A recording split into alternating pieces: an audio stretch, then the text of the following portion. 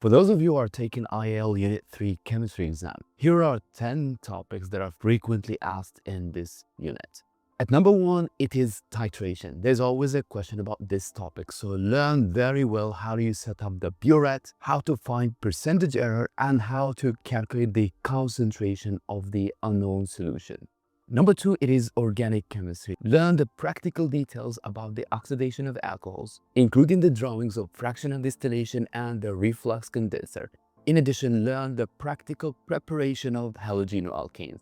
Moving to inorganic chemistry, learn the practical detail on how to do the flame test and all the flame colors. Memorize the identification of halides using silver nitrate and sulfuric acid. In addition, learn all the observations related to thermal decomposition reactions of carbonates and nitrates. Moving now to energetics, you do get questions related to enthalpy of neutralisation, including plotting a graph to determine the temperature change. Also, you get questions on how to calculate the enthalpy change from experimental data. I put all these topics in the description of this video. I wish you all best of luck in your Unit 3 exam.